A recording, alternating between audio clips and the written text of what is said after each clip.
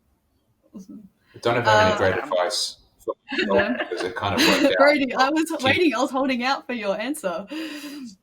Doing whatever you're doing. We got here. I don't. There's not really great.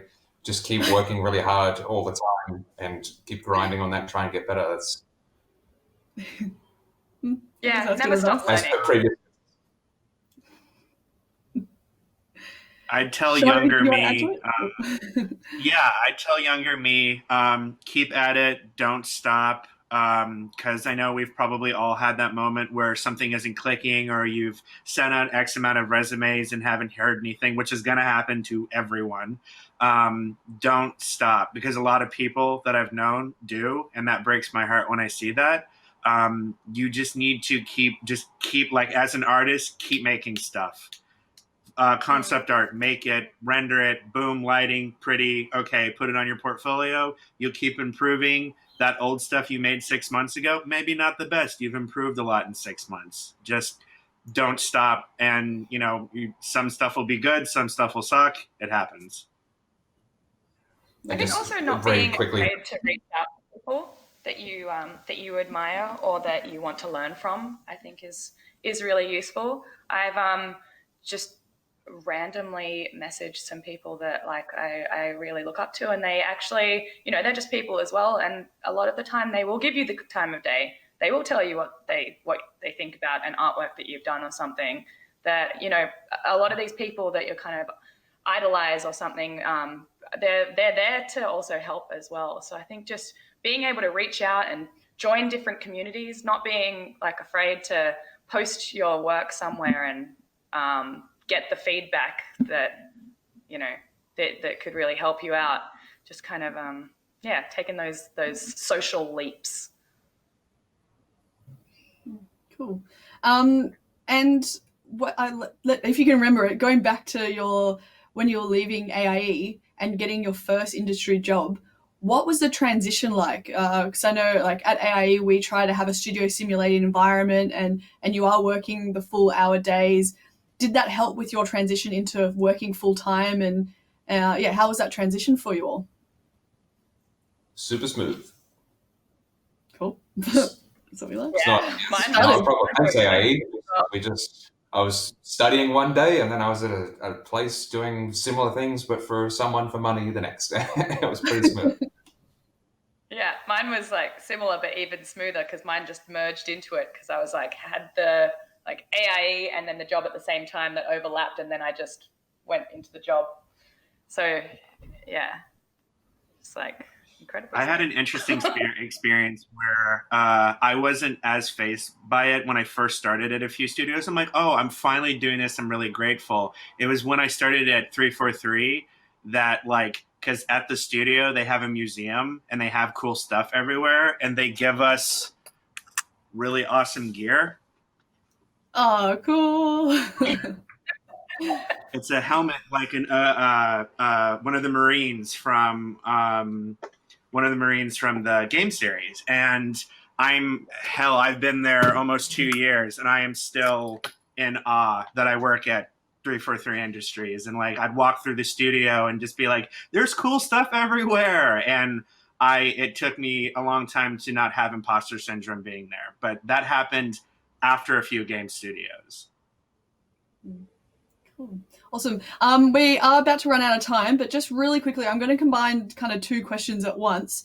Can you give us your favorite highlight or experience working in the game industry, and where do you see yourself in maybe 10 years' time or so?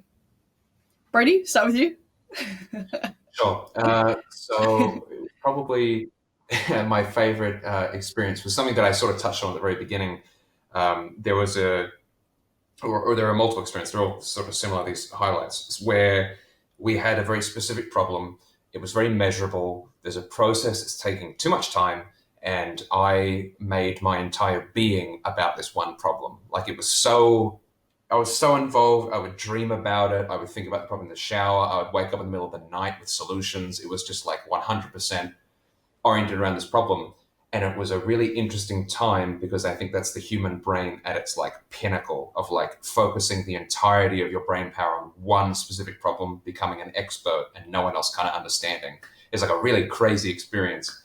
And then coming out of that and saying like, this thing is now, X times faster and 10 times faster or something, pulling that number out of my behind, but just some factor like that, and just knowing I did this and it was me and it was this crazy experience going deep on this problem and I solved this and now people benefit from it. And it's measurable, so you can see before and after. This is the mark I left on the world, is this one little process faster. It feels great. That was probably one of my absolute favorites in the industry. Awesome. And where do you see yourself in, I guess, 10 years or so?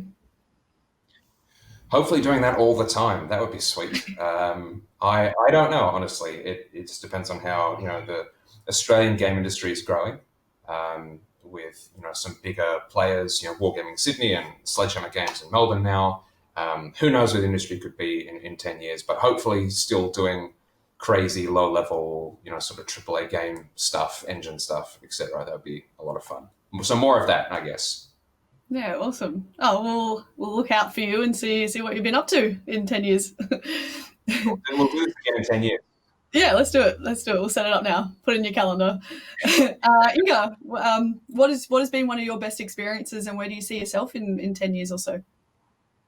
One of my best experiences, I think, like, holistically, is just the people that I've met and the teams that I've worked with. They're like, that's just the most incredible feeling, is connecting with people and working with people and making it together. But specific things is like the launch of a game that you've made, and then having that kind of sigh afterwards and seeing people play it and seeing people enjoy it, getting the feedback and stuff is just an incredible feeling. Yeah, that's probably and 10 years from now? 10 years from now, I would like to either be working at I see like myself in indie studios, probably more than AAA games. I'd love to be working at, or art director of, or have my own indie studio working on games. So that's kind of where I see myself in 10 years. Awesome. You got 10 years, better get going. And Sean, best experience? Best experience is working with multiple people, seeing them problem solve, and just collaborating and walking over and just talking about the process. Specifically for me, I worked on an object environment piece that had animation in it, and that the animation would trigger, and trying to solve this and communicating with people and having people be like, dude, that's rad. I'm like, it's just nice to hear that, because you put so much blood, sweat, and tears into something, and then to hear someone who doesn't have to say something nice to you say that, you're like, oh, thank you. That's Those awesome. experiences were about people you worked with. I'm over here going, and I did stuff, and it was great. And also the people, they were good too. People are good too. They go all right. People too. Yeah, good. And Sean, 10 years from now? Ideally, I do have a dream studio. I know some people do that, some people don't. I really want to work at Bungie. That's my dream studio. I'm a huge Destiny fan, and I have some really good friends that work there. But if not that, then I just want to be able to make 3D environment art or just 3D props or anything at any studio that is just awesome and has a good studio life and makes badass stuff. Awesome. That's what we want to do, is make some badass stuff, don't we? Awesome. So we have run out of time, but this has been a really amazing chat, and hopefully you guys out there have found out some extra information about the industry and how you can get into the industry as well, and some tips and tricks there. So thank you so much for our amazing alumni for joining us today, and we'll touch back in 10 years or so and see what you're doing. Thanks, Jess. Thanks, everyone. It was nice chatting. Thank you so much. Thank you. Bye. Bye.